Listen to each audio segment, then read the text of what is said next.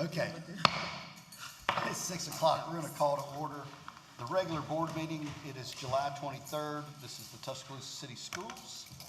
And let's have a period of silence, and we will follow that by the Pledge of Allegiance.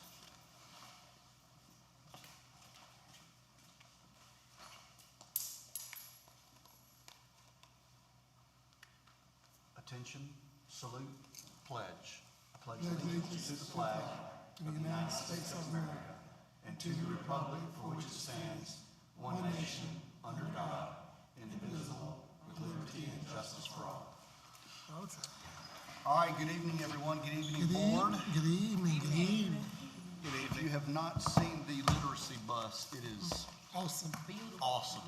So, huge shout out to Dr. Northberts and her team and everybody that's been, Dr. Maxey that's been associated with, I mean, we're just Excited, brother. taking it higher and higher. So It is really incredible. It's really incredible. Okay, board may have a motion to adopt the regular board meeting agenda. So moved. Second. All in favor? Aye. Aye. Anybody opposed? Be approved. Item number 4, board may have a motion to approve the minutes of the July 9th, 2024 regular board meeting, the minutes of the July 16th, 2024 called board meeting, the minutes of the July 16th, 2024 called board student hearings. So moved. Second. We have a motion, we have a second by Ms. Williams. Almost went there, Ms. Williams. May I have a call for a vote? All in favor? Aye. Aye. Anybody opposed? Those will be approved. Item number 5, public comments on non-agenda items. Ryan would like to speak this evening. Good evening, sir. Good evening, boy. evening, Boy, Ryan. I got y'all a little thank you note and tell y'all what's gonna be a great year. We appreciate for all y'all do for here for Tuscaloosa City School Board of Education. Thank you so much. It's gonna be a great year for 24, 25 for prayer for faculty, staff, employee for Tuscaloosa City School. Boy, we appreciate it, and Mike, Daria, and the superintendent, and keep the student in prayer. Thank you. Hey, and Ryan, I know this board equally appreciates your love and passion for the system and for always attending and for always giving us so many kind words. So we appreciate you. And thank you for our cards. And it is going to be an awesome year. Yeah. Absolutely. Yes, Thank you so for our much. cards Appreciate as it. well. Thank you, Ryan. Okay, thank you, Ryan. Thank you. All right, item 6, we'll have informational reports. 6A1, receive Zello presentation on What's Your E, the Connect to Career Pathways. Is this Dr. Pope? Before we get started, Dr. Derry had something to say. We're going to skip that, Dr. Pope. Just start us up. Okay. Sorry, I guess I should have told you that. Yes, you should. He told all of us, Dr. Pope. Okay. Yes, it is. He didn't tell me. Good evening, board. The What's Your E campaign has been very strong, and in a previous board meeting, you all approved the Zello purchase contract, and tonight, Ms. Nordstrom and Ms. Markham will walk you through What's Your E, the Connect to Career Pathways, and also talk about Zello. I want to just applaud the efforts of Ms. Markham and Ms. Nordstrom and their team for making sure that we have that What's Your E campaign is strong in TCS, is supportive of our strategic plan, and making sure those kids that cross the stage that they are employed, enlisted, or enrolled. Ms. Nordstrom and Ms. Markham will present What's Your E.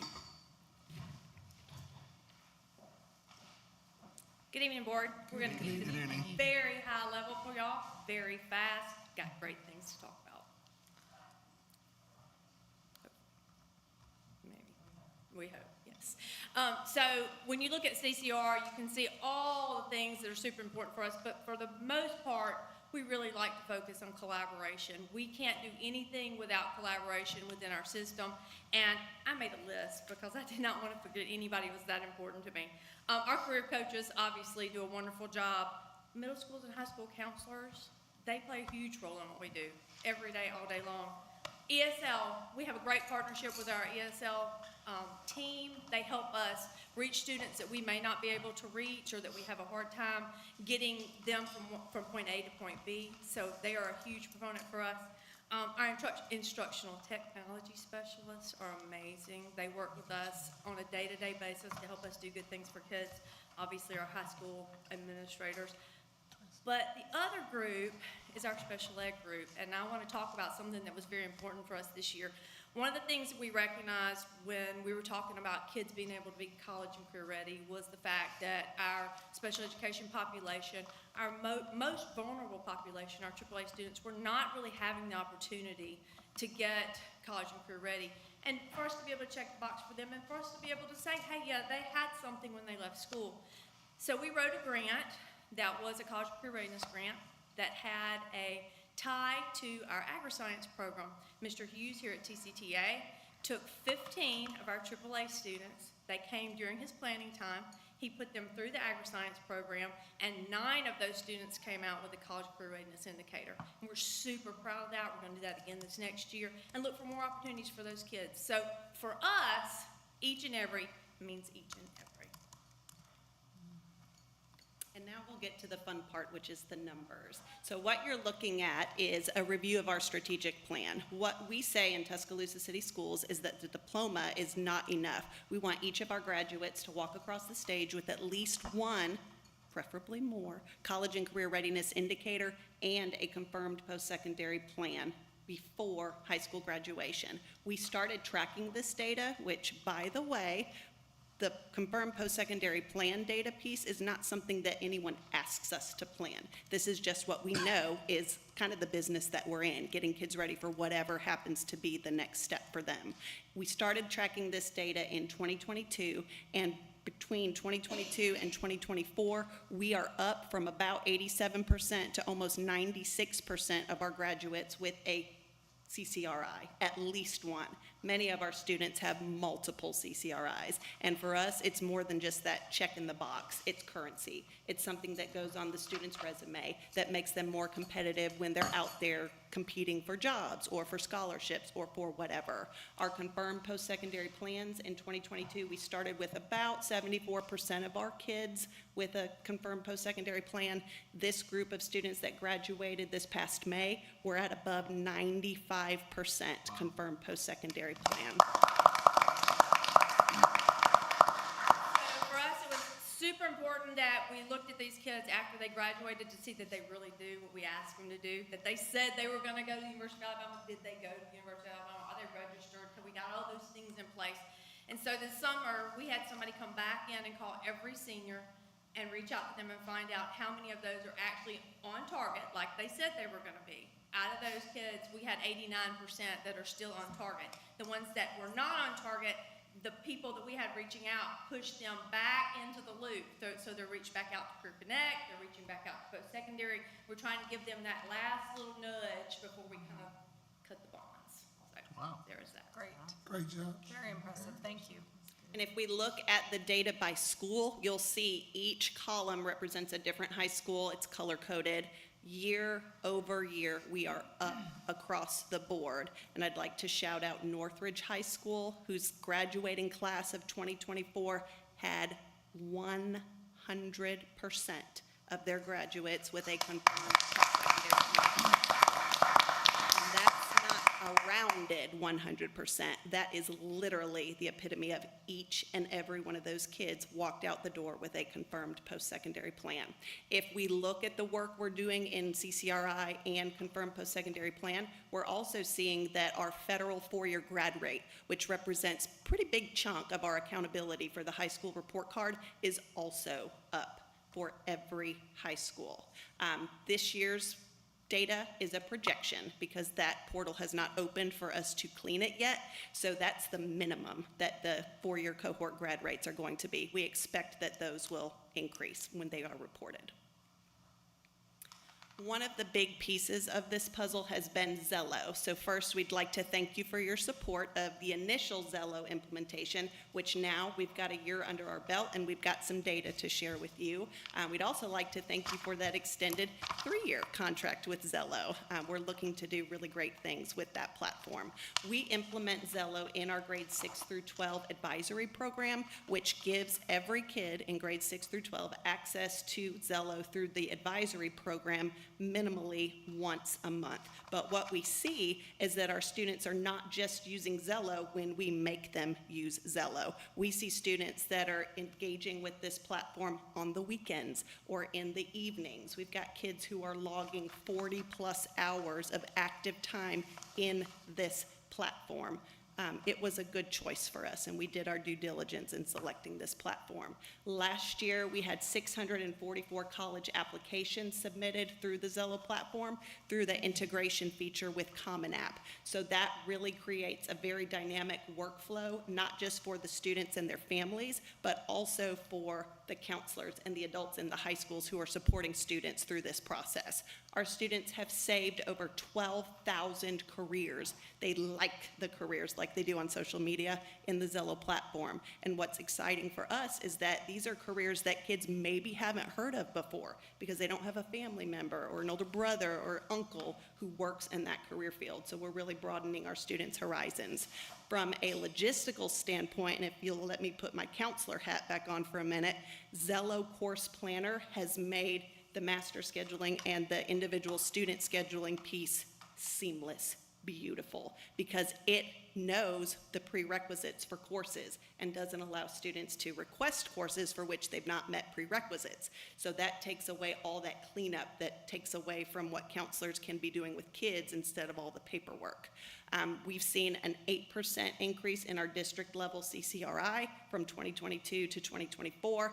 Almost 22% increase in our confirmed post-secondary plans, again with the seamless 4-year planning, and then we've got more kids who are becoming CTE completers, meaning they are finding a CTE pathway and persisting through that CTE pathway because of effective advisement that's coming out of the Zello platform. So we're excited. Yeah, absolutely. And one of the things that I want to push in on for just a second is the fewer schedule changes. About 4 years ago, we had 800 schedule changes at the high school. That's 800 things we got wrong that we had to go back and fix so that we could get kids in the right placement. Zello has taken all that away from us. We have very few schedule changes. We look to start this year in a really, really good place.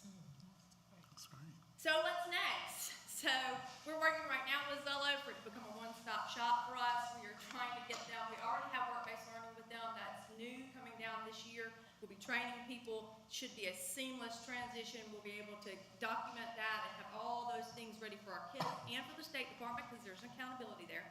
We are building a custom program with them for our co-curricular and extracurricular activities. One of the things that we found was when we started pulling the data originally, it was somewhat dirty, so we want to be able to use a platform that will help us clean that up and align it. We are looking at K-5 programming. We got to get past this, that getting CCR is only a middle school and high school thing. We really should be having these conversations down in kindergarten through 5th grade. And Ms. Markham and I have done 3 presentations nationally this year with Zello, and luckily we had the State Department of Alabama at the last one, and we are now advocating for them to pick up Zello as the state platform. So that we hope that that's going to be something we'll be able to talk about too. Does anybody have any questions? May I just interject? I'm Ms. sorry. Markham, can you go back to the slide Oh, on no, I the, forgot. Can we do dual? yeah, go for it, go for Yeah, it. okay. I forgot it was there. Well, I think so, but I disagree. Another one of the big driving forces behind our CCR success is the dual enrollment piece, which is kind of my day today. So for last school year, we had 588 students who successfully completed 993 courses and earned 2,868 college credit hours. That is less time spent in college pursuing a degree. That is less money that it costs to get that degree, and that is a win for all of our students. If we look at the entire class of 2024, about 42% of them walked out the door with college credit in their pocket. If we compare that to the class of 2023, we were at about 37%, and then the year prior to that, we were at about 35%. So we are tracking upward again every single year.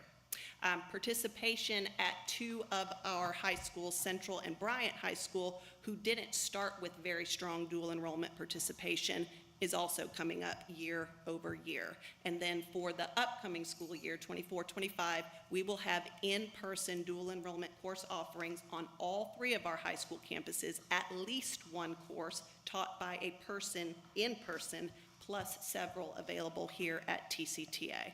So again, dual enrollment is a huge piece of what we do. And I feel like this, drop the mic. What questions do you have? What do you want me to back Go up? back to the CCRI slide, please. That one. That one, yes, ma'am. So, board members, thank you for hearing this presentation. You keep hearing each and every.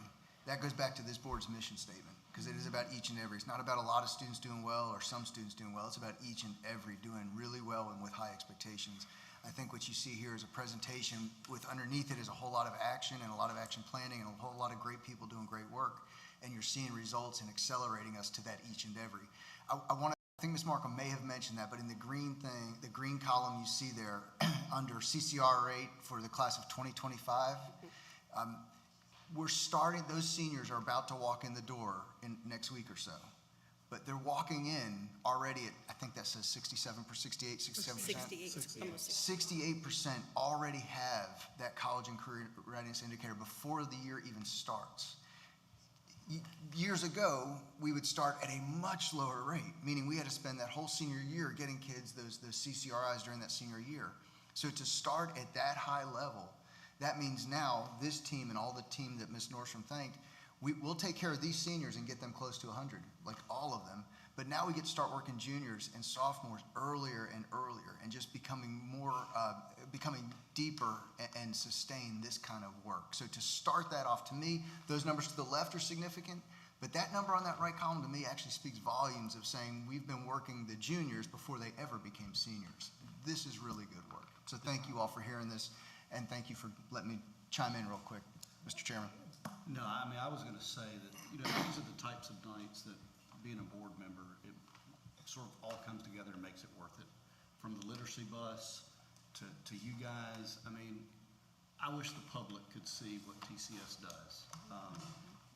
Everybody here's a rock star, but y'all always come with these wonderful presentations, and it really validates everything that we do, I think, from, voting on Zello, which, we're voting on something for us is just, yeah.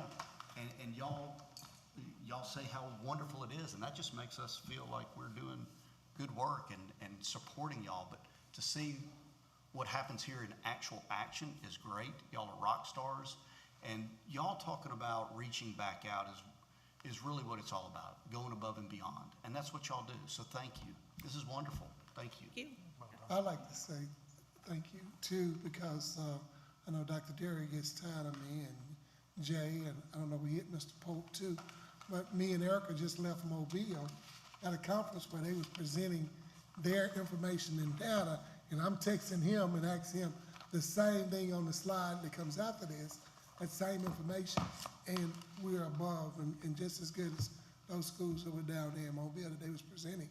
So we are doing a wonderful job, right? We appreciate the hard work. We appreciate the board giving us the opportunity, and I will say that we've been to a lot of national conferences in the last 3 years. Nobody's doing this work. It's not happening. So we're super proud.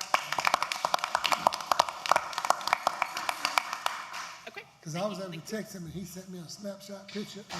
Go to your next slide. Hold on, Doug, before you do that, is that number of seniors 520 in 2022 to 699 in 2025? Yes. Yes. I want everybody to pay attention to the number of seniors just in 4 years, how the school system's grown. Yeah. And to not only get the percentage increase, but to do it with a number of students. Job well done. Thank you. Yeah, so he sent me a snapshot. That was, Yeah, that's where we got it, when you were hitting me, yep. because, you know, they be talking, they be saying everything, I say, oh, we better than that, let me see. We do the same thing. We go see something, we're like, we're beating that. Thank y'all. Thank you. Thank you all. Thank you all. Great work. Thank you. Did you want to talk? No? Okay.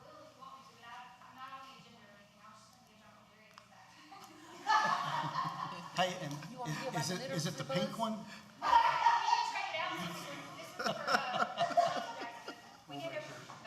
Hey, Yes. Okay, we took the 340 second graders who had trip plans, who were not quite reading on grade level, and they each received 10 books, one book for every week of the summer. In the backpack, in the book, there's a QR code that took them to vocabulary words, questions for parents to ask, a read aloud, additional activities that they can do, and it was personalized to each of those children. They got to pick the book, and then we packed each and every one and personalized it. It's got their name on it and everything. So we just wanted y'all to have an example of that. So Again, Thank you- but you hear the words each Really and every, impressive. right? So, awesome. and before you got in here, we did talk about how awesome the literacy bus is. And it's super exciting. That really. Very. And thinking the outside the box. team, you all do a wonderful job.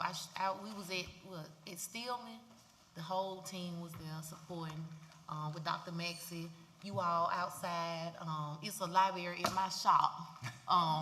It's just awesome. Another little, something that's somewhere else, so it's amazing what you all are doing, not just in the school system, just putting it out in the community. So thank you. Thank you. Y'all see any other shops that need a bookshelf, or see anybody else that wants one, just tell them to contact us, and we'll be glad to get them one. All right, thank you. Thank you. Great work. Thank you. All right, moving along, 6B, equally as important but not nearly as exciting. We'll have Mr. Jay.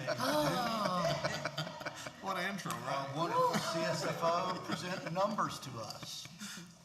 Remember that when we he need some called you, coffee. Jane. I didn't say you weren't as exciting, I said your topic. Mr. Chairman, Yes, sir. it's great to be here. Yes, sir. Thank you. I appreciate the opportunity to bring the financial statements through the end of May. 67% through our budget year, and we'll cover our tax reports as usual, general fund management reports.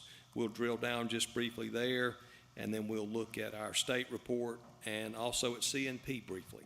So I will move right along. Of course, always feel free to stop me if any questions for sure. We'll start with property tax, and we have almost come to the end of property tax. We've got an increase from the prior year.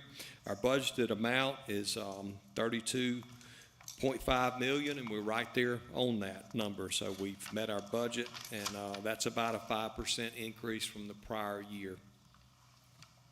Chris, I'll go to the next slide. Car tag tax. It had dropped briefly month over month, versus the month last year. But has come back this year and has increased over the same month there in May. So only a brief dip there.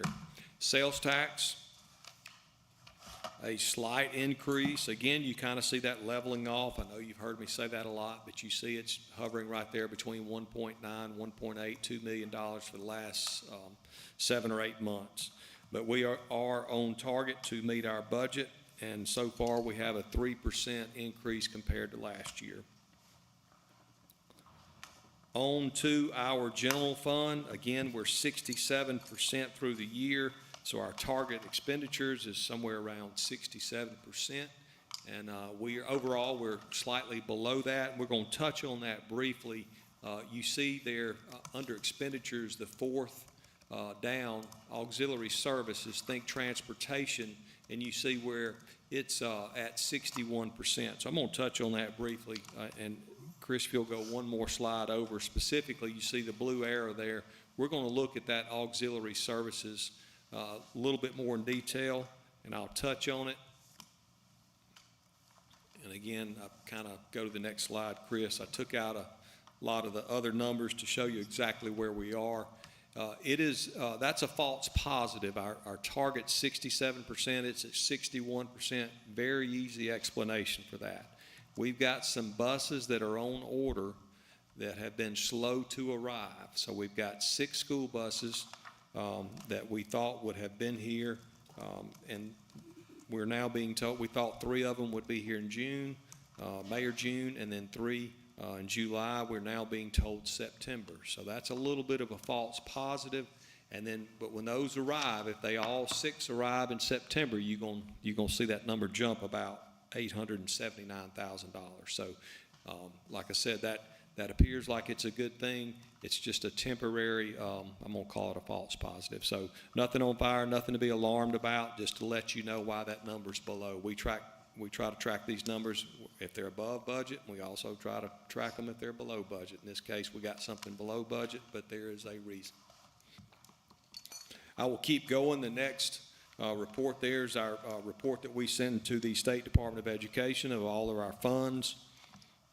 Chris, if you'll go to the next slide, this will be my lead in to, so I'm gonna pause here just for a second. So we just looked at the general fund, the far left column. We're gonna take a look at CNP, and just so you'll know where we're at on these financial statements, CNP falls under the special revenue column. So that second column from the left there in red. So Chris, if you'll go on to the next slide, let's take a brief look at CNP through the end of May. So this is through the end of the school year. And very simply, we've got our budget there on the left on revenues. You'll see our actual revenues are above what we budgeted. That's a good thing. Go over to expenditures. Our expenditures are a little more, the actual's a little more than what we budgeted, but no alarm there because we sold more food, therefore we had more cost. So, and you'll see that, Chris, if you'll go ahead and go to the next slide, all is good, but I'm taking out the budget there, and now we're just strictly looking at actual. Our actual revenue is more than our actual expenditures. So we had a good year in CNP. I talked with the CNP director, and we looked over these charts, and I said, talk to me about why revenues were up. 2 things he said: more participation, and they started doing the pizzas in the lunchrooms. And he said those 2 things make up mostly of that. And then thirdly, conservative budgeting. We always try to budget conservatively and hope that the revenues would come in a little bit more than what we budgeted. So that makes total sense. The next slide, again, is just kind of rehashing the fact that's where what we just looked at in CNP, that's under the special revenue column, along with our federal revenues and some other things that are in that particular column, as opposed to the general fund, which is in the far left column. I will pause there. That concludes my presentation. Before I go into the CARES Act, if there's any questions, I'll be glad to take them. Any questions? That was exciting. I don't know what Mr. Chair is talking about. Thank you for the information. Thank you, Mr. Simmons. Appreciate that. Okay, CARES Act. Again, same time period through May 31st. And you'll see now we're starting to approach that. We've been telling you for months now that we're getting towards the finish line on this CARES 3, which is September 30th. And now we're at 85%, $4.1 million left as of May 31st. And Chris, if you'll go to the next slide, there's all 3 of the CARES Act funds over the last, I guess it's 4 years now. And so again, we're approaching that finish line and have spent those in the classroom and on kids. And that next slide will show and prove that. There it is by category, and you see those top 2 categories are, I think, around 94% of the expenditures have been intensely focused in the classroom, instructional support services. To give the final slide, to give you a little bit of kind of gravity, if you want to call it that, or proportionality of these CARES funds in relation to the big picture, what we looked at just a few minutes ago in the overall financial statement of the system, the general fund, the special revenue fund, and all of our funds. It's about 6.7%. So that $7.2 million that we've spent or encumbered so far, compared to $109 million in general and special revenues, about 6%. So just kind of wanted to show you that graphically of what the CARES Act is in proportion to our overall financial state. Mr. Chairman, that concludes the CARES Act report, and of course, we'll be back again until it ends at the end of September. Any other questions, board? All right, thank you, Mr. Duke. Excellent presentation. Thank you. Thank you. Thank you. Thank you. Item number 7, introduction of motions, resolutions for a first reading, of which there are none. Brings us to item 8, the consent agenda. We have consent agenda items 8A through 8F. Board may have a motion to approve. So moved. Second. We have a second by Mr. Lucas. All in favor? Aye. Aye. Anybody opposed? 8A through 8F will be approved. Item 9, regular agenda items for final adoption. 9A, approve superintendent's recommendation regarding changes in personnel. Pam Scott, good evening. Good evening, Board. Good Good evening. evening. I am going to be presenting the superintendent recommendations regarding changes in personnel. We have 2 resignations, 1 new support personnel, 1 transfer certified personnel, 3 part-time extended day tutors. On our supplemental list, we have 4 resignations, 3 new certified personnel, 4 new support personnel, 12 part-time extended day tutors, 1 rehire, and 1 job abandonment.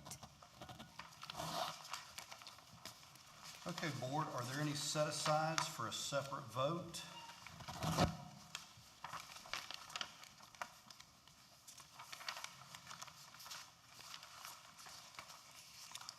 Last call for set-asides for a separate vote. Hearing none, board may have a motion to approve. So moved. Second. Motion, second by Ms. Williams. Questions? I'm sorry. We have a motion and a second. Do we have any questions or discussion first, by number only?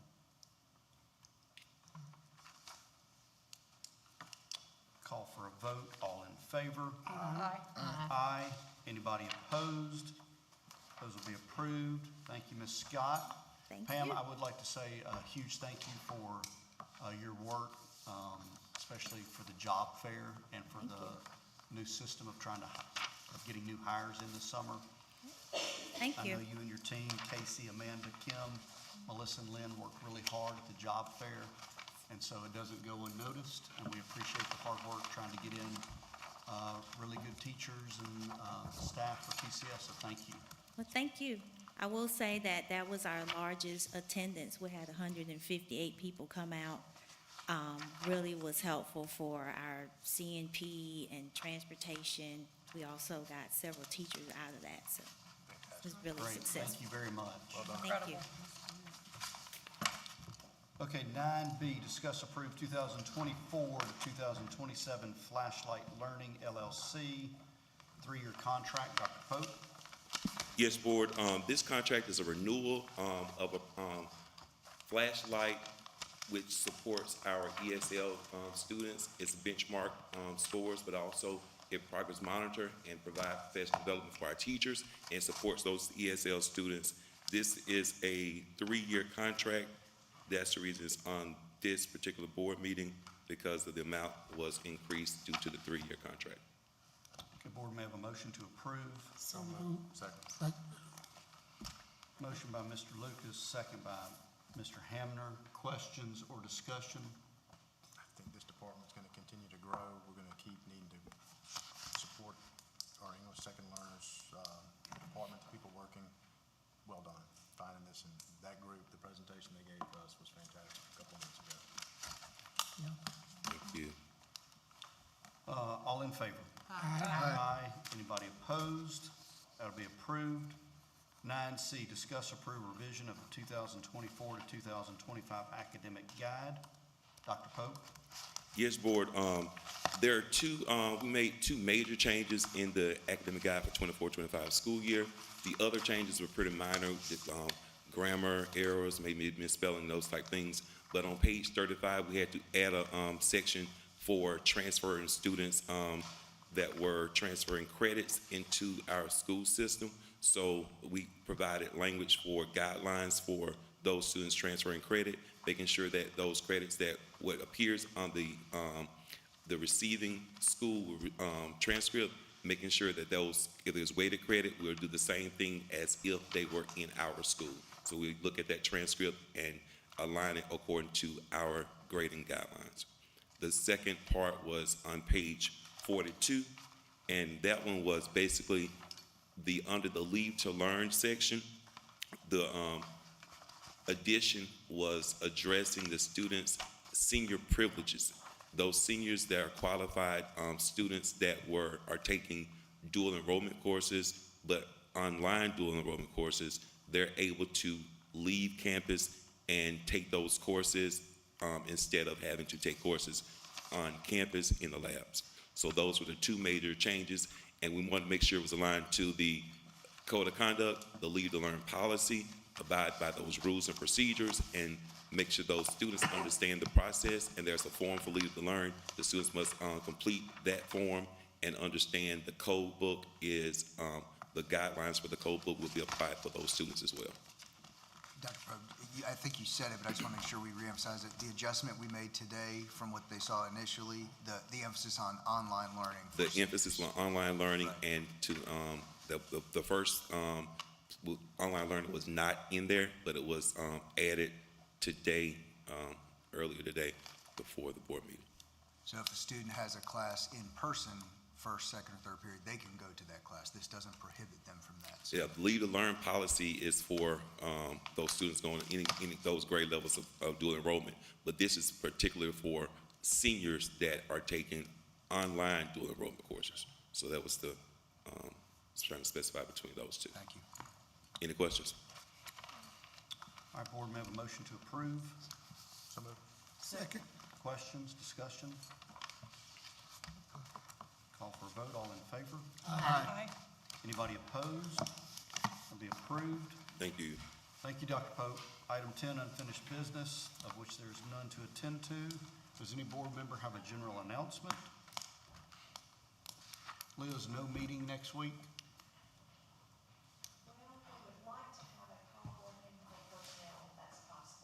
Okay, and that'll be at,